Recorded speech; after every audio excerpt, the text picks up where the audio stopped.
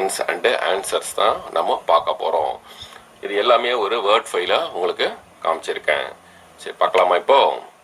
Okay, let us open the book back question and answer. Okay, now you can see first one, choose the best answer. The liquid metal used in thermometer is copper, mercury, silver, gold. Mercury என்றதான் கரெக்டான answer.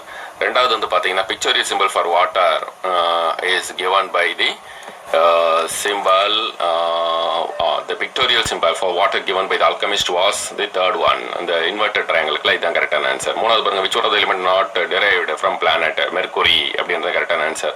symbol for mercury is Hg அப்படின்றதான் கரெக்டான answer. a form of non-metal which has high density, high ductility is carbon அப்படின்றதான் கரெக்டான answer. ஆறாவது question பாருங்க, the property which allows metal to be hammered into their sheet is malleability. அதாவது sheet அடிக்கக்கூடிய தன்மை ஒரு மெட்டலுக்கு இருந்தா அது வந்து malleabilityன்னு சொல்லுவோம். வயரை இழுக்கக்கூடிய தன்மை ஒரு மெட்டலுக்கு இருந்தா அதை வந்து டக்டைலிட்டின்னு சொல்லுவோம். சரி, next, the non-metal which conduct current is carbon. இது கரெக்டான answer. Pencil lead contains graphite அப்படின்றது கரெக்டான ஆன்சர். நெக்ஸ்ட் வந்து பாருங்க, identify the state of matter based on the arrangement of molecule.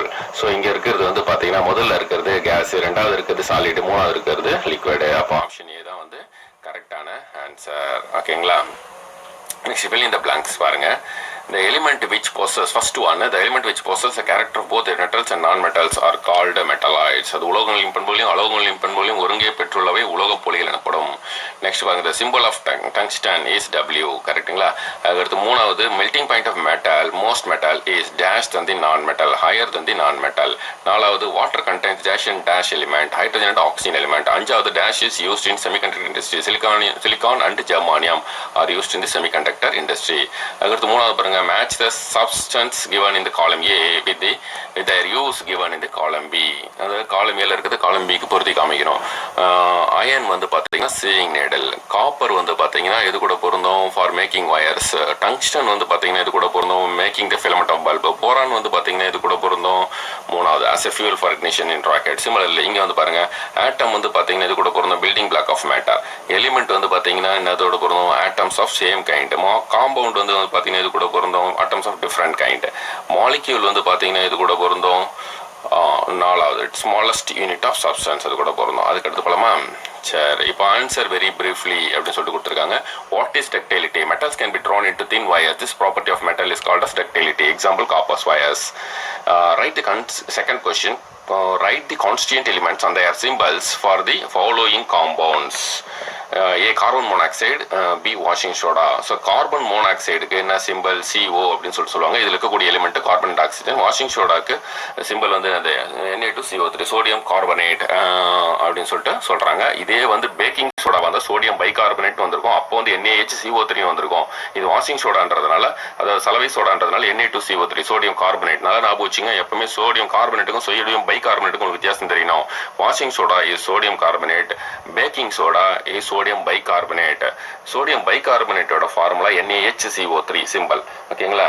Washing soda symbol வந்து Na2CO3. இதுல இருக்கக்கூடியது என்னது? Sodium carbon oxygen. ஓகேங்களா? சரி, நெக்ஸ்ட் வந்து பாருங்க, write the symbols for these elements. ஆக்சிஜனுக்கு என்னது O, கோல்டுக்கு வந்து என்னது AU, கால்சியமுக்கு வந்து CA, கேட்மியமுக்கு வந்து CD, அயனுக்கு வந்து Fe. நாலாவது கொஸ்டின் பாருங்க, நாலாவது கொஸ்டின்ல சொல்லிருக்காங்க, which non-metal is essential for your life and all living beings inhale it during breathing.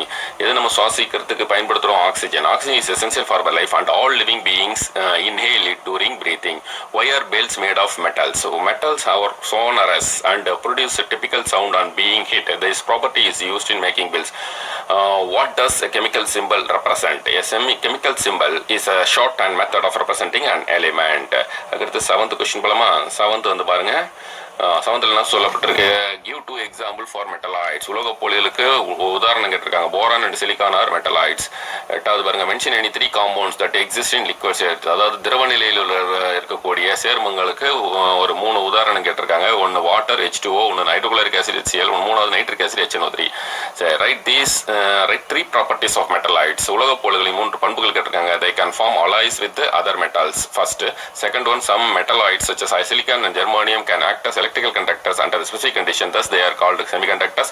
மூணாவது point, silicon for example appears lustrous but it is not malleable nor ductile, it is brittle and a characteristic of some non-metals. It is much poorer conductor of heat and electricity than the metals அப்படின்னு கொடுத்துருக்காங்க. அதுக்கடுத்து அஞ்சாவது பாருங்க, answer briefly.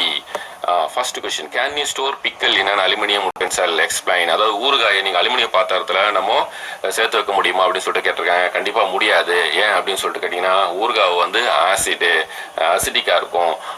ஆனால் aluminium வந்து என்னது, metal. எப்பவுமே acid வந்து மெட்டலோட ரியாக்ஷன் பண்ணி ஹைட்ரஜன் வாயுவை வெளிப்படுத்தும். அது வந்து அந்த ஊறுகாயை பாழ்படுத்தும். அதனால நம்ம என்ன பண்ணக்கூடாது, அலுமினியம் பாத்திரத்தில் ஊறுகாய் போடக்கூடாது.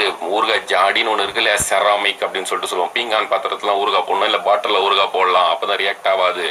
ஆனா அலுமினியம் பாத்திரத்தில் போட்டா அசிடிக் ப்ராப்பர்ட்டி இருக்கக்கூடிய ஊறுகாய் மெட்டலா இருக்கக்கூடிய அலுமினியத்தோட வினை புரிந்து ஹைட்ரஜன் கேஸை இவால்வ் பண்ணும். ஸோ அதை தான் இங்கே கொடுத்துருக்காங்க பாருங்க. No, aluminium is a metal and pickles are acidic. The acid will react with metals to liberate hydrogen which would spoil the pickle.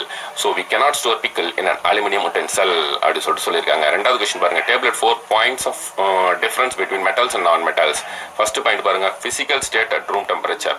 Metal வந்து யூஸ்வலி சாலிட், நான் மெட்டல் வந்து solid liquid gas. Malleability ரெண்டாவது point, metal வந்து good malleable, metals are having good malleability and non metals are having poor malleability. அதுக்கு மூணாவது ductility, good, poor, usually soft or brittle. நாலாவது பாயிண்ட், melting point and boiling point, usually high, usually low. Conductivity, thermal and electrical, good, very poor. So இதுதான் வந்து comparison. அதுக்கடுத்து மூணாவது question பாருங்க, why are utensils made of aluminum and brass? The cooking utensils are made of aluminum and brass because they are good conductors of heat and electricity. Moreover, aluminum forms a protective layer of oxide that prevents further chemical reaction, and also aluminum is cost effective to be used as cooking utensil. சரி, அதுக்கடுத்து பாருங்க, define alchemy. நாலாவது question, the process of changing less valuable metal into gold was called alchemy. அதாவது விலை மலிந்த ஒரு உலோகங்களை விலை உயர்ந்த உலோகமான தங்கமாக மாற்றும் முறைக்கு அல்கமி அப்படின்னு சொல்லிட்டு பேரு. அஞ்சாவது பாருங்க, name the elements for following symbols. Na அப்படின்னா சோடியம், W என்னது டங்ஸ்டன், B என்னது பேரியம், A அலுமினியம், U என்ன யுரேனியம். ஓகே, ஆறாவது கொஸ்டின் பாருங்க, name 6 common non metals and write their symbols. C carbon, O oxygen, N nitrogen, H hydrogen, Cl chlorine, He helium. அதுக்கடுத்து ஏழாவது question பாருங்க, mention any 4 compounds and their uses. Table salt அப்படின்னு சொல்லுங்க, sodium குளோரைட்ல எதுக்கு use ஆகுது, சாப்பாட்டில் உப்பு போட்டு நம்ம சாப்பிடணும், அதுக்கு யூஸ் ஆகுது. Essential component of our daily diet, preservative for meat and fish. அதாவது மீன், கறி மாதிரி பொருளை வந்து பதப்படுத்துறதுக்கு யூஸ் ஆகுது. அதுக்கப்புறம் உணவுக்கு சுவை கூட்டத்துக்கு பயன்படுது.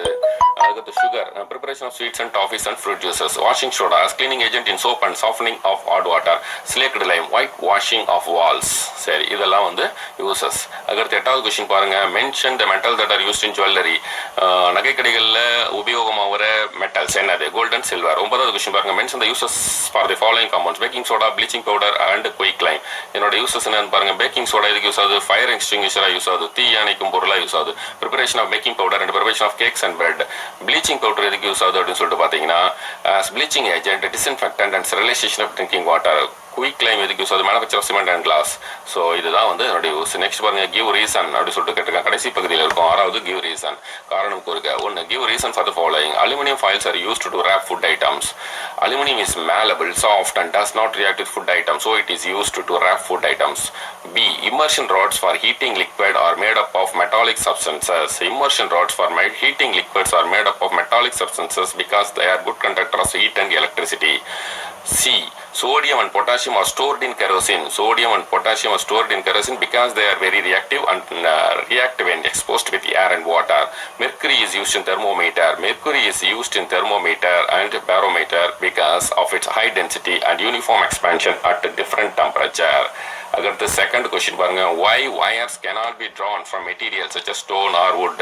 நம்ம கல்லுல இருந்து மரத்துல இருந்தும் வயரை தயாரிக்க முடியாது, தயாரிக்க கூடாது. என்ன காரணம் கேட்கறாங்க, wires cannot be drawn from materials such as stone or wood because these materials are non-conductors of heat and electricity and they are brittle and non-ductile அப்படின்னு சொல்லிட்டு